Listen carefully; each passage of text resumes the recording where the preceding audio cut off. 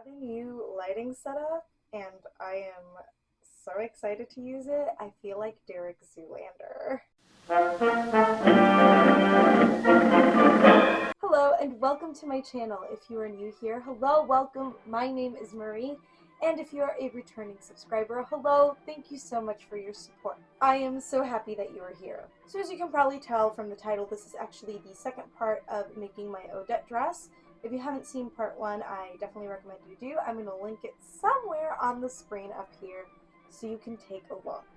So I will definitely have a lot more showing footage in this video because I realized that lacked quite a bit, and I'm hoping that the audio sounds better. I've been using a microphone, this little one right here, and it really hasn't worked that well unless I hold it up to my mouth, so I'm just gonna have to hold it up to my mouth. This video will be focused on creating the sleeves, the belt, getting everything together, and I'm actually going to link all of the materials I bought and didn't make, just like this necklace right here, down in the description box below, and I'll talk a little bit more about that later. Without further ado, let's just jump in. The sleeves are what took the most time when sewing the dress.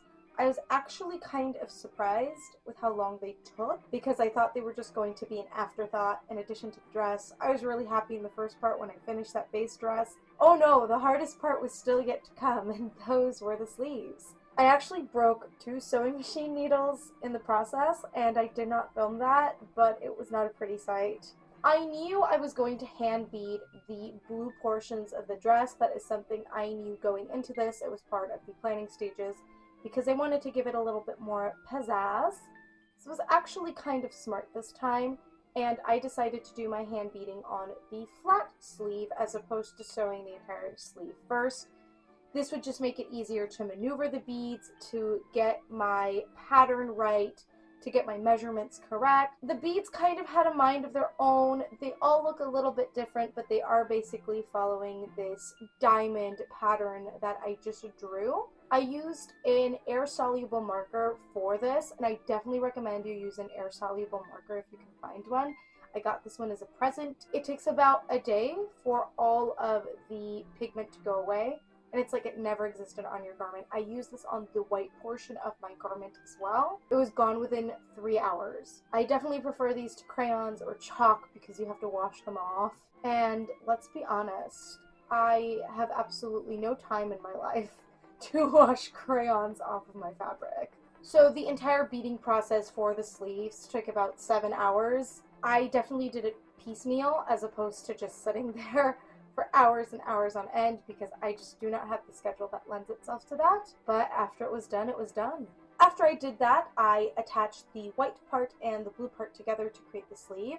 So the blue part I cut out a lot larger than the white part of the sleeve, and that wasn't really on purpose. That was by accident because I was using 2 different sleeve patterns. So the sizing, even though it was the same number, was a little different for each pattern, but I'm kind of glad that happened because I was able to gather those sleeves and it created that dramatic poofy effect. The one thing I wish I had done a little bit differently was to add some sort of structure to the sleeve, because when I put it on, I don't have a structure underneath and it kind of droops a little bit, which isn't the worst thing in the world, but I wanted the poof to be a little bit more dramatic. I wanted drama. I'm not getting drama, I'm getting deflated balloon with my dress. But that's what it is. I'm not going to go back to add structure to it. That's life.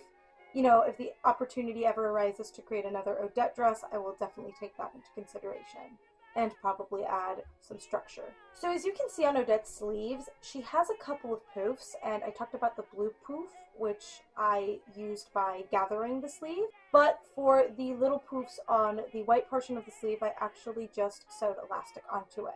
Definitely not remotely historically accurate, but I'm not going for historical accuracy on this dress. So I just used elastic. Elastic is great for a gathering effect if you are in a pinch.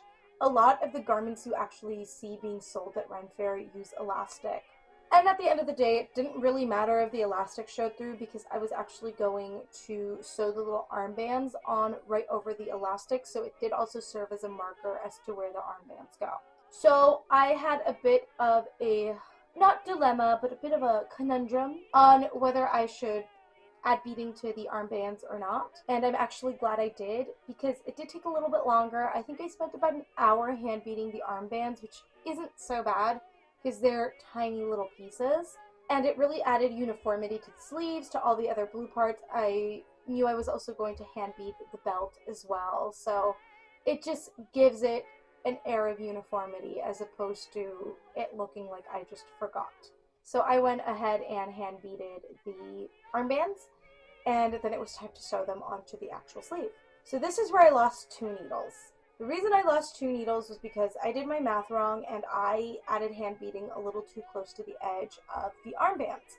I didn't want the edges of the armbands to look naked or unfinished, so I did add the beading, but I shouldn't have, because I didn't realize how much of the armband my wonderful sewing skills was going to eat. So I broke the needles trying to sew through the beads, and I didn't even realize that the beads were there until I broke my needle.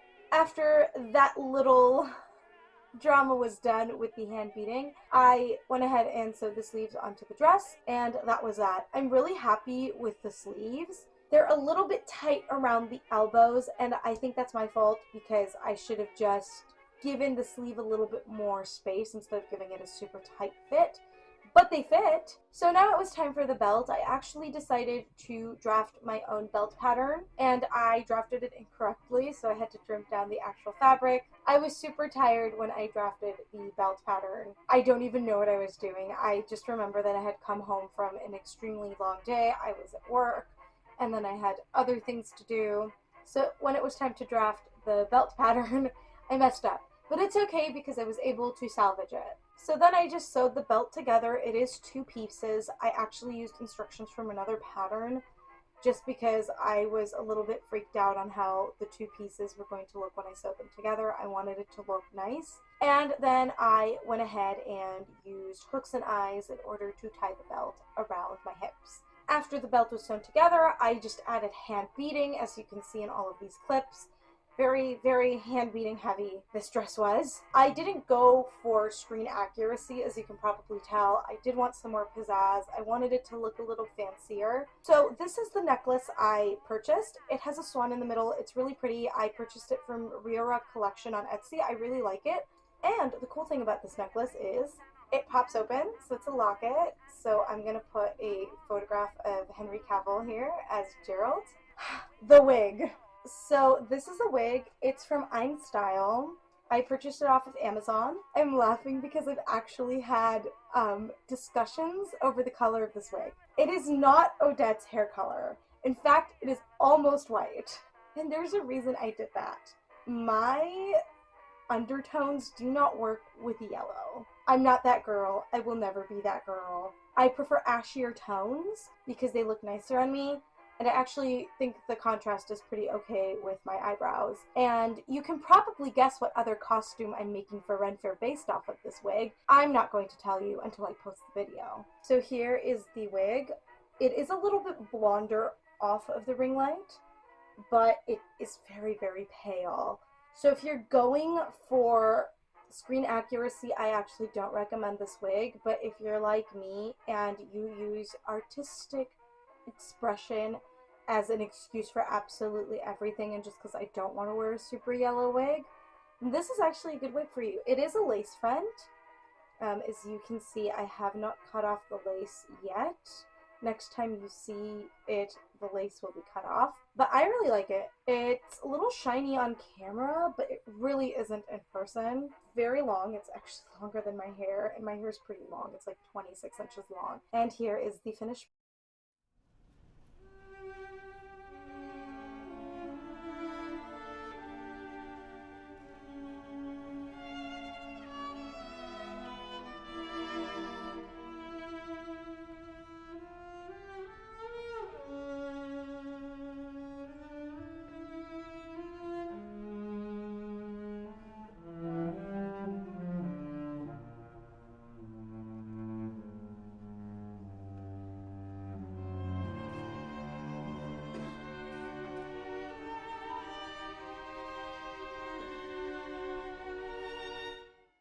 Now that you got to see a little bit of the dress in action, let's talk statistics. So I actually have a cosplay planner.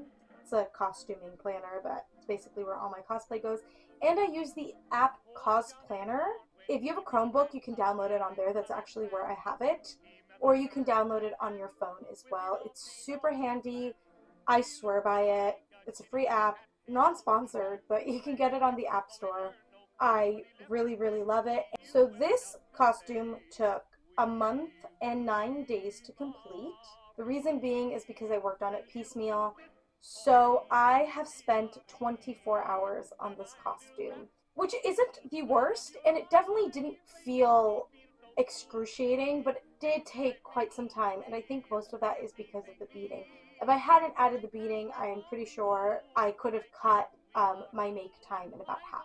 I spent $145 on this. So my budget originally was $80 and I was $65 over. Definitely not the most amount of money I've spent to make a costume, but it was definitely not the cheapest, and I think it's because I had to buy the wig and I had to buy the necklace. But I'm gonna wear this necklace even when I'm not in costume because I love it so much. And the wig I'm gonna be using for multiple costumes, multiple cosplays. So it was an investment. I definitely did not buy everything at once, and the fabric was gifted to me, so I really appreciate that. But even so, it was a little over my budget. So those are the statistics of making the Odette dress. I'm really happy with the way the dress turned out. I remember making an Odette costume when I was 15, and it was just a disaster to get into. Things were falling off, and I wore that to WonderCon. My wig was horrible. It was that sunshine yellow shade. I just looked insane. So this is a much better outcome than the first one, but I also just had to take the time to learn and grow as a costumer. I am so excited to wear this to Renaissance Fair. And that is it for today's video. If you'd like to see some of my new cool ring light setup, go ahead and click that subscribe button down below and hit the notification bell as well so you never miss a video from me. If you would like to see more, even more of my cool new ring light setup, go ahead and follow me on social media. I will go ahead and post those links down in the description box below, and they will also be at the end of this video. Thank you so much for watching. I do apologize for having to split this video into 2 parts, but I'm glad it's over. Definitely really relieved this costume is over, and I am so excited to get started on my new costume. I should have that video up real soon. If not next time, then next time. With that being said, be well, and I will see you all in a couple of weeks. Bye!